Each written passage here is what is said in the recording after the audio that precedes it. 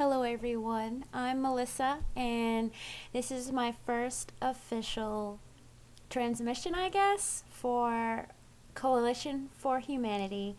Um, it's a group that's kind of been in my mind for a very long time, and it didn't have a name, but the need to help was there, but I kind of just stuck it in the back, you know, underneath all the rubble of everyday life. It really wasn't until Japan was hit with those horrible natural disasters that it kind of opened my eyes, and it opened my eyes to face the reality of the world. And because we can get stuck in the comforts of life, what we think is comfortable, until something smacks you in the face. And this was definitely one of those things. I couldn't avoid the feeling. I just kept feeling like I was pushed to do something. So I created a Facebook page called Hearts and Hands for Japan, where I basically just wanted to get everybody together, kind of like a home base for people to swap information and ways to help Japan, where to donate, news, etc. And then it wasn't a couple days until after I created Coalition for Humanity. Not only do I want to help Japan, but I want to help the world. I feel that this is my calling in life. Everybody has one. Whether, they answer it is another story. But this is a very small organization. It's not technically an organization because there's just too much red tape involved. And the thing is, the world, in my opinion, doesn't have enough time to wait. So I'm skipping all that and pretty much doing what I feel is right. Me and my best friend, Rin, we're kind of in this together. We're the only two at the moment. I'd like to get more people involved and make it a proper coalition, because that's what it is. I want the entire world involved. I think we ignore the problems that we have until something big happens. And then there's people that are all gung-ho about donating and Japan, and then it's like a couple of days or weeks later, they move on with their life, they get bored, they kind of lose that power. Well, I haven't. I'm still pushing despite everything that's going on in my personal life, because Japan is important to me, the world is important to me, and I'm done living in the shadows with my blinders on. I can't live like that anymore. People don't want that responsibility. They just want to go about their everyday lives and pretend everything's okay. But it's really not.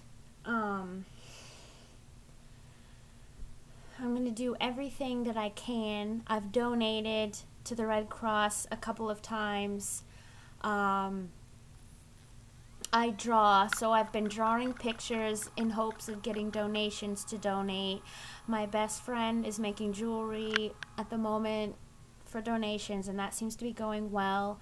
I know it's small, but you know what? We have to start somewhere, people, and it's better to start than to never start.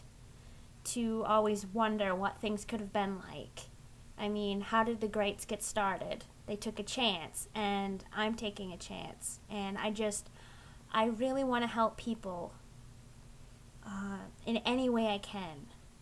Whether it's writing, drawing, speaking, anything. And obviously, if you can't tell, I'm not exactly the best public speaker, but my mind just is all over the place, so you'll have to excuse me. So yes, Coalition for Humanity. I want this to be big. I want this to reach the entire world.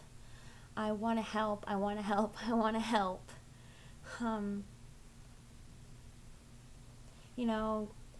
it's really hard to get people to help because there's so many organizations out there. But the thing is, mine, I don't want money. I want to give money. I want to find ways to get money to give, if that makes any sense to you.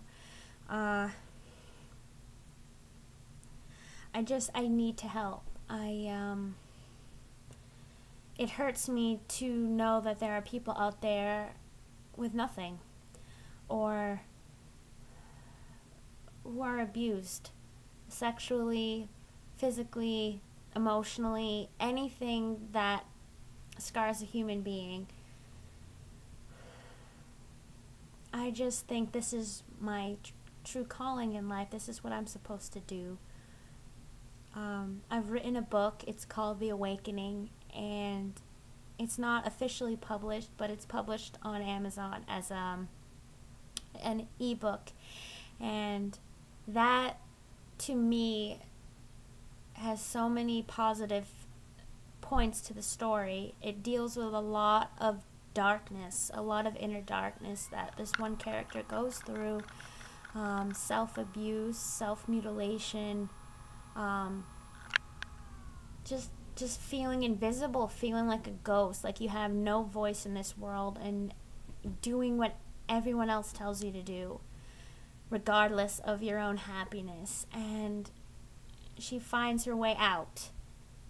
It's very hard and very difficult, but she does it. And I want people to know that, to not stop, to always have hope, because without that, we don't have anything. I mean, that's how I get through every single day of my life, is I hope.